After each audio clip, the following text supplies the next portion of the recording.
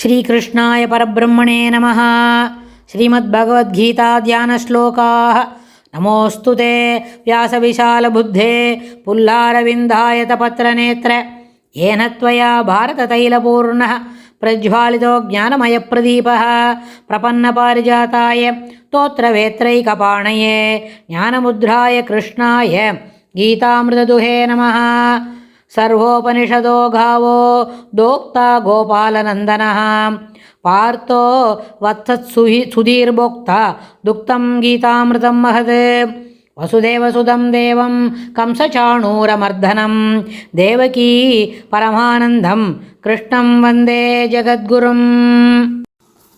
அடுத்தது 31வது ஸ்லோகம். அநாதித்வான் நிர்குணத்வாத் பரமாத்மாயம் அவ்யயः சரீரஸ்தோபி கௌந்தேய ந கரோதி ந லிப்யதே. அநாதித்வான் நிர்குணத்வாத் பரமாத்மாயம் அவ்யயः சரீரஸ்தோபி கௌந்தேய ந கரோதி ந லிப்யதே.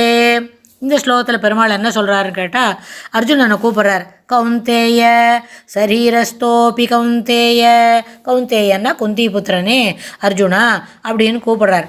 அப்புறம் அதில் முதல் வார்த்தை என்ன? அநாதித்வாத் நிர்குணத்வாத். அநாதித்வாத், அநாதின்னு என்ன சொன்னால் ஆரம்பமே இல்லாத ஒரு நிலைமை. அது என்னது? இந்த ஜீவன் என்னைக்கு ஆரம்பித்தது? இந்த பிருத்திவி என்னைக்கு ஆரம்பித்தது? இந்த பிரகிருத்தியில் இத்தனை சாமான் இருக்க, இத்தனை உயிரினங்கள் இருக்க, அதெல்லாம் எப்போத்துலேருந்து ஆரம்பித்தது? இந்த உயிருக்கு ஆதி என்னது அப்படின்னு கேட்டால் அதெல்லாம் எனக்கு தெரியாதுப்பா அது அப்படின்னு சொல்லுவோம். நம்ம எல்லாருமே அப்படி தான் சொல்லுவோம். அதாவது ஆரம்பம் என்னைக்குன்னு தெரியாது இல்லையா? அதனால் அதுபோல் ஆரம்பம் இல்லாததாலும் நிர்குணத்வாத், குணம் இருக்கு. நிர்குணம் என்ன சொன்னால் நம்ம சம்பிரதாயத்தில் நம்ம நிர்குணம் என்ன பண்ணிக்கிறது இல்லை, ஒத்துக்கிறது இல்லை. ஆனால் பெருமாளுக்கு வரும்போது அவர் குணத்து மாதிரி வச்சு தான் பெருமாளை நம்ம புரிஞ்சிக்க முடியும். பெருமாளும் நம்மளை போல சிரிப்பார், நம்மளுக்கு என்ன பண்ணுவார், சரியாக செய்யலைன்னா அப்படி மூஞ்ச எதிர்பக்கமாக முகத்தை திருப்பி நடுவார். தாயார் சொன்னால் தான் பெருமாள் திருப்பி கீழே பாருங்க எவ்வளோ பசங்க வந்திருக்கு, ஒன்று கூட பார்க்க மாட்டேன்றாங்களே அப்படின்னு சொல்லி பெருமாளை சமாதானப்படுத்தி கீழே இருக்கிற நம்மளை போல ஜீவன் அங்கே வந்தாக்க அவளை பெருமாளை பார்க்க சொல்லுவார். அதனால் பார்க்க சொல்லி சிபாரிசு பண்ணுவள் தாயார் தான். நிர்குணத்வாத் அயம், இந்த அவ்யயா அழிவில்லாத பரமாத்மா. இந்த ஜீவன் என்ன இருக்கு, ஜீவனுக்கும் அழிவு கிடையாது தான். பரமாத்மாவை பற்றி இங்கே பேசலை, ஜீவாத்மாவை பற்றி தான் பேசணும்னு சொன்னால் ஜீவனுக்கு அழிவு கிடையாது. ஆனால் சரீரத்தை மாற்றி மாற்றி எடுத்துப்பன். அப்போ திருமங்கை ஆழ்வார் சொல்கிற மாதிரி நிறைய பிறவி எடுத்துவிட்டேன். இங்கே அந்த பிறவியில் எவ்வளோ எடுத்தேன்ப்பா எனக்கு தெரியாதுப்பா, கணக்கே தெரியாது. ஆமாம் உனக்கு தெரியுமாண்ணே? எனக்கு நன்னா தெரியும். பெருமாள் என்ன சொல்கிறார் கீதையில், நீ எத்தனை பிறவி இது வரைக்கும் எடுத்திருக்கேன்னு எனக்கு தெரியும், நான் எத்தனை பிறவி இப்போ எடுத்துகிட்டு இருக்கேன், இன்னும் என்ன எடுக்க போகிறேன்னு எனக்கு தெரியும். ஆனால் அர்ஜுனா உனக்கு நினைவு இருக்காது.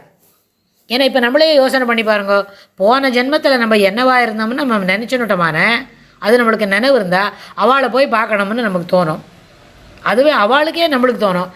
அந்த மாதிரி இது ரொம்ப ரொம்ப கிளம்ஸியாகவும் ஒரு கம்பரசமாக ஆகிடும். இதை எப்படி இந்த சிக்கலை தவிர்க்கிறதுனே நம்மளுக்கு தெரியாத போயிடும். அதனால் நம்மளோட கூட இருக்கிற நம்ம பொண்ணு பையன் மகன் இல்லாட்டி போனால் மகள் இல்லாட்டியா இன்னும் யாரெல்லாம் இருக்காளோ நம்மளோட கூட தெரியப்பட்டவா மாமா மாமி அத்தை யார் இருந்தாலும் அவள் போன ஜென்மத்தில் எப்படி இருந்தா, நாம் எப்படி இவாளோடு இருந்தோம் அப்படின்னு சொல்லி நம்ம தெரிஞ்சுக்கணும்னு நினச்சா அதுபோல் ஒரு கம்பர்சம், ஒரு ரொம்ப இடைஞ்சலான விஷயம் வேறு எதுவுமே இல்லை. நம்மளுக்கு ஏதோ யோசிக்கிற சாமர்த்தியம் குறைவாக இருக்குது அப்படின்னு அர்த்தம். அதே மாதிரி அவளுக்கும் தான் அது ரொம்ப இன்கன்வீனியண்ட்டாக இருக்கும். சிலதெல்லாம் நம்மளால் புரிஞ்சிக்க கூட முடியாது. அது மாதிரி என்ன இருக்கணும், இந்த அழிவில்லாத ஆத்மா சரீரத்தை மாற்றி மாற்றி எடுக்கிறது. போன ஜென்மத்தில் இது என்ன பொண்ணாக இருந்ததா ஆணாக இருந்ததா நமக்கு தெரியாது, ஒருவேளை கரப்பாம்பூச்சியாக இருந்ததா அது கூட நமக்கு தெரியாது. ஆனால் இதில் இன்னொரு முக்கியமான விஷயம், ஒரு கரப்பாம்பூச்சி அளவுக்கு சாதாரண சின்ன பூச்சியாக இருந்தது அடுத்த ஜென்மத்திலே இவ்வளோ பெரிய உசந்த ஜென்மம் கிடச்சிருக்காது. ஏன்னா எவல்யூஷன் மேலே மேலே கொஞ்சம் கொஞ்சமாக வளர்ச்சி அடைஞ்சாதான் அந்த ஜீவனை நம்ம உயர்த்திக்கிண்டாதான் வேறு சரீரத்தில் இருக்க முடியும். ஒரு புழு பூச்சியெல்லாம் இருக்குதுன்னு சொன்னால் புழு பூச்சிக்கு ஜென்மாவே கொஞ்ச நாளைக்கு தான். ஒரு எறும்பு இத்தனை மணி நேரம் தான் இருக்கும், ஒரு பூச்சி இத்தனை மணி நேரம் தான் இருக்கும். அப்படி இருக்கும்போது 7 மணி நேரத்தில் பெரிய ஜென்மா கிடைக்கும்னு நினச்சி பார்க்குறது சாத்தியம் இல்லாதது. பிருத்திவியில் அப்படி ஒரு என்ன கொண்டாது மேஜிக்கெல்லாம் நடக்காது. You have to go through இந்த கோர்ஸ் ஆஃப் ஆக்ஷன்ஸ்னு சொல்கிறோமே, அதுபோல் அந்த கோர்ஸ் ஆஃப் ஆக்ஷன்ஸை தாண்டித்தான் வரணும். அதனால் விட்டக்குறை தொட்டக்கரை இருந்தால் தான் சில வாழோட நம்ம ஃப்ரெண்டே பிடிச்சிக்க முடியும் அப்படின்னு நம்ம பெரியவாள்லாம் சொல்லுவாள். அது மாதிரி இந்த குணமில்லாததுன்னு சொல்கிறத அந்த உயிர் இருக்கே ஆத்மா, அந்த ஆத்மா போன ஜென்மத்தில் எப்படி இருந்தது அப்படின்னா அப்போது வேறு ஒரு சரீரத்தில் இருந்தது. அகஸ்மாத்தாக அப்போ ஒரு சரீரத்தில் இருந்தது. இப்போ அகஸ்மாத்தாக ஒரு பொண்ணு சரீரத்தில் இருக்குது. இந்த சரீரத்தில் இருக்கும்பொழுதே நம்ம என்ன செய்யிட்டோம், சரணாகதி பண்ணிட்டோம் அப்படின்னா தேகவசான காலத்தில் முக்தி கிடைக்க போகிறது. அதனால் எந்த சரீரத்தில் இருந்தாலும் சரீரஸ்தா அப்பி, சரீரத்தில் இருப்பினும் ந கரோதி, ஒன்றும் செய்வதுமில்லை, ந லிப்பதி, எதுமேலும் ஒன்று ஒரு பற்றும் வளர்த்துக்காது. பரமாத்மாவான சொன்னால் பரமாத்மாவுக்கு என்ன தெரியாது, ஆதி கிடையாது, அந்தம் கிடையாது. அவர் சர்வவியாபி சர்வாந்தர்யாமி, எங்கேயும் என்ன பண்ணுவார், கரந்தசில் இடந்தோறும் இடந்திகள் பொருள்தோறும் பறந்து எங்கும் நிறைந்து உளர், எப்பொழுதும் இருக்கார். போன கல்பத்தில் இருந்தார், இந்த கல்பத்தில் இல்லை, அந்த கல்பத்தில் இருக்கார், இந்த கல்பத்தில் இல்லாது போகிறார், அப்படிலாம் கிடையாது. பெருமாள் எல்லா கல்பத்திலையும் எல்லா மகாபிரளயத்திலையும் எல்லா சாதாரண யுகம் தாண்டி போகிற அடுத்த நாள்லேயும் இருப்பார். இப்போ இன்னொன்று கூட நம்ம தெரிஞ்சுக்கலாம். இப்போ ஒரு துவாபர யுகம் முடிஞ்சது, கலியுகம் இப்போ தான் ஆரம்பிச்சிருக்கு. 5100 வருஷம் தாண்டி இப்படி மேலே போயின்னு இருக்கோம் அப்படின்னு சொன்னால், துவாபரயுகம் முடிஞ்ச உடனேவே மறுநாளைக்கு ஒரு பிரளயம் வந்திருக்காது. சாதாரணமாக இப்போ எப்படி சித்திரை மாதம் 30ஆம் தேதி முடிஞ்சால் வைகாசி மாதம் வருதோ, இல்லைன்னா போன வருஷம் குரோதி வருஷம் முடிஞ்ச உடனே இப்போ எப்படி விசுவாவசு வந்திருக்குதோ, அதுபோல் அப்போவும் ஒரு சைக்கிளில் ஒரு வருஷம் முடிஞ்சால் மறுநாளைக்கு எப்படி நடக்கிறது, மாசப்பருப்பு அமாவாசை அப்படின்றத ஒரு சூரியன் இடத்த எப்படி மாற்றிக்கிறதோ அதுபோல் அப்போவும் மாறி இருக்கும். அப்போ ஒரு பிரளயம் இருந்திருக்காது. ஆனால் ஒரு வேளை என்ன இருக்கும், ஸ்டாண்ட் ஸ்டில் இருந்திருக்கும். சில நேரத்தில் ஒரு ஏரியாவில் எங்கேயுமே காற்று இல்லை, மழை இல்லை, அப்படி இருக்கும். அது இப்போ கூட நடக்கிறது. இப்போ கூட நம்ம இந்த ஊரில் இருக்கோம், இங்கே ஒன்றும் வெயில் தான் காய்ச்சி தட்டுறது. இன்னொரு இடத்துல என்ன பண்ணுறோம், ஒரு நிற்க பழக்க இன்றைக்கி 5 நாளாக ஃபுல் பிரிமில் மழை பெஞ்சிட்டு இருக்குது. அது நடக்கிறது இல்லையா? அதுபோல் சில இடங்களில் நடந்திருக்குமே, இருந்திருக்கிறதுக்கு வாய்ப்பு உண்டு. நம்ம இதெல்லாம் ஒரு ஹேஷியமாக அனுமானத்தில் சொல்கிற விஷயந்தான். ஆனால் உண்மையில் இந்த நாள் முடிஞ்சால் அடுத்த நாள் எப்படி துவங்குறதோ அதுபோல் தான் அடுத்த யுகமும் தொடங்கியிருக்கோம். ஆனால் இந்த மகாபிரளயம் வரும்போது விஷயமே வேறு. சாதாரண இந்த சதுர்யுகம் முடிஞ்சவுடனே கிடைக்கக்கூடிய விஷயங்களும் வேறு. அதை பற்றி நம்ம வேறு தனி எபிசோடில் அதை விவரமாக பேசலாம். ஆனால் இங்கே பெருமாள் என்ன சொல்கிறார், நிர்குணத்வாத், அந்த பரமாத்மா என்ன பண்ணுறது, இந்த சரீரஸ்தோப்பி, இந்த மாதிரி சரீரத்தில் அது இருந்தாலும் இல்லை, அந்த ஜீவாத்மா சரீரத்தில் இல்லாமல் க்ஷேத்ரஜன்னு சொல்கிறோமே, பராபிரகிருதி அபராபிரகிருத்தின்னு போன ஸ்லோகத்தில் சொன்னோம். அதுபோல் இருக்குச்சே, அது என்ன பண்ணும், அதில் ஒரு பற்றும் கொள்வதில்லை, அது அங்கே ஒன்றும் செய்வதில்லை. ஆனால் நம்ம என்ன சொல்கிறோம், உபதிரஷ்டா அனுமந்தா பர்த்தா போக்தா என்று எல்லாம் கூறப்பட்டவன் யார், க்ஷேத்ரஜன். க்ஷேத்ரஜன்றது என்ன, ஒரு ஆத்மா. சரீரம் என்று சொன்னால் அது க்ஷேத்திரம். பராபிரகிருதி அபராபிரகிருத்தி, அபராபிரகிருத்தியே க்ஷேத்திரம், பராபிரகிருத்தியே க்ஷேத்ரஜன். இந்த பராபிரகிருத்தி என்ன பண்ணும், இந்த பராபிரகிருத்திக்கு தான் என்னெல்லாம் பேர், உபதிரஷ்டா அனுமந்தா பர்த்தா போக்தா அப்படின்னு எல்லா விதமாக கூறப்பட்டவன் யார், க்ஷேத்ரஜன். ஆனால் இந்த க்ஷேத்ரஜனத்துக்கு மேலே பார்ப்பவனுக்கெல்லாம் மேலே நின்று பார்ப்பவன், செய்கின்ற செயல்களுக்கெல்லாம் மேலாக நின்று செய்கின்றவன். இந்த இத்தனைபடிய உலகத்தை, இந்த 7-14 லோகத்தையும் கடித கடனா சாமர்த்தியமாக நின்று பரிபாலித்து ஒரு என்ன தெரியுமா, ஒரு நூலில் கோத்த மணி போல் சுவாமி தன்னுடைய நிற்க வச்சிருக்காருன்னு சொன்னால் அது என்ன, ஸ்ரீமன் நாராயணன்.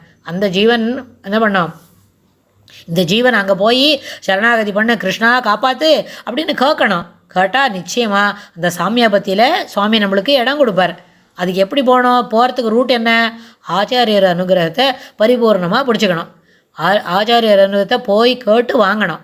அதுக்கப்புறம்தான் இது எல்லாமே கிடைக்கும். அதனால் அந்த சொல்கிறோமே உபதிரஷ்டா அனுமந்தான்னு சொல்கிறேன், இது எல்லாமே க்ஷேத்ரஜனுக்கு சொல்லப்பட்ட பெயர்கள். அது மாதிரி பிரம்மம் என்று வேதாந்திகள் சொல்கிறோம், என்ன பிரம்மம், பரபிரம்மம். யோகி சொல்கிறார், யோகினாம் பெருமாளே சொல்கிறார், யோகியோட மனசுக்குள்ளே நான் இருக்கேன் அப்படின்னு. அதுபோல் ஒருத்தருக்கே வேறு வேறு ரோல் கிடைக்கும் என்று சொன்னால் அதை நம்ம என்ன பண்ணோம், எலிவேட் தான் பண்ணிக்கணும். இந்த சாதாரணமாக இருக்கிற நிலைமையிலேருந்து நம்மளோட கர்மானுஷ்டானங்களை சிறப்பாக செய்து, அப்புறம் கர்மானுஷ்டானங்களை விடாது செய்யணும், எல்லாத்துக்கு மேலே பக்தியை சிறப்பாக செய்யணும். ஞான யோகத்தையும் ஞானத்தையும் வளர்த்துக்கணும். இது இருந்தால் இந்த அடுத்த ஜென்மா என்ன பண்ணும், எலிவேட்டட் சோல்ல இருக்கும். பெருமாளே சொல்கிறார், அயத்தி ஸ்ரத்தையோ பேதா யோகா சலித மானசா அப்பிராப்பிய யோக சம்சித்திம் காம் கதிம் கிருஷ்ண கச்சதி. அர்ஜுனன் நாங்கள் என்ன கேட்குறேன், அப்பா நீ மூக்கப்படின்னு சொல்கிற, ஒரு அடி ஒசரத்தில் உட்காந்து ஒரு மனையில் உட்காந்துக்கோன்ற, அது மேலே தருப்பையை பரப்பி காலை முடிச்சு நல்லா மடக்கிண்டு மூக்கு நுனியை பார்த்து நீ தியானம் செய்யணும்னு சொல்கிற. தினம் பண்ண முடியுமா? ஒரு வாரம் பண்ணிவிட்டு விட்டுட்டா என்ன ஆகும், இல்லை ஒரு 10 வருஷம் பண்ணிவிட்டு விட்டா என்ன ஆகும்னு அப்படின்னு கேட்டோடனே பெருமாள் நன்னா சிரிச்சுக்கிறார். பொண்ணு சிரிப்பை எப்படிடா இப்படிலாம் தோணுது, இவனுக்கு என்ன நினச்சிக்கிறார் போல இருக்குது பெருமாள். அப்படி பொண்ணு சிரிப்பை சிரிச்சுக்கிண்டு ஒன்றுமே வீணாக போகாது அர்ஜுனா, நீ எவ்வளோ தூரம் பண்ணுறியோ அது உள்ள அளவுக்கு என்ன பண்ணா காம்கத்தியும் கிருஷ்ண கச்சதி எப்படிடா போவான், பதில் நிறுத்திட்டா என்ன நடக்கும் அப்படின்னு அர்ஜுனனுக்கு பெரிய டவுட் வருது. அது பெருமாள்கிட்ட கேட்டாருது. ஆனால் பெருமாள் என்ன சொல்கிறார் பதிலுக்கு, ஒரு புன் சிரிப்பு சிரிச்சுட்டு நகி கல்யாணக்கிறது கஷ்டித்து துர்கதியும் தாத்த கஷ்டதி, அவன் போகமாட்டான்பா தாத்த அப்படின்னா அடே தங்கம் அப்படி கூப்பிட்றாரு பெருமாள் அர்ஜுனனை.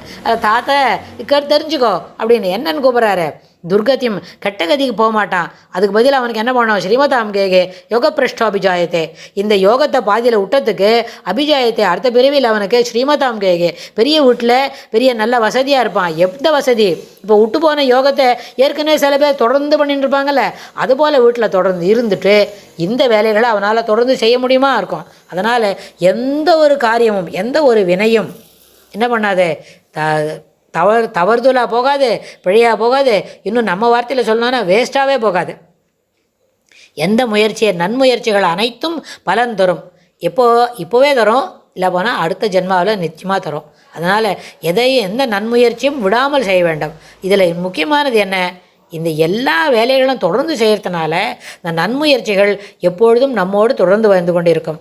ஆனால் இந்த நன்முயற்சியை செய்யறதுக்கு கூட என்ன வேணும், பகவத் அனுகிரகம் நிச்சயமாக வேணும். பெருமாள் மனசை வச்சு இந்த ஜீவன் பழிச்சு போட்டோம் அப்படின்னு நினச்சாதான் நம்மளால் ஆச்சாரியர் அனுகிரகத்துக்கிட்டேயே போக முடியும். அதனால் இது எல்லாத்தையுமே தெரிஞ்சுக்கணும். அப்போது என்ன செய்கிறது, ஒருத்தர் சொல்லப்படும் பொருள் சொல்லப்படும் செய்தி அது எல்லாம் என்ன இருக்கணும், நன்முயற்சிக்கு ஏற்றுக்கொள்ளக்கூடியதாக இருக்க வேண்டும் என்று சொல்லி இந்த ஸ்லோகத்தை நம்ம புரிஞ்சுக்கலாம். இதுக்கு தொடர்புடைய செய்திகளை அடுத்த ஸ்லோகத்தில் பெருமாள் இன்னும் என்ன சொல்கிறாருன்னு நம்ம தெரிஞ்சுக்குவோம். ஸ்ரீகிருஷ்ணாய துப்யம் நமஹ.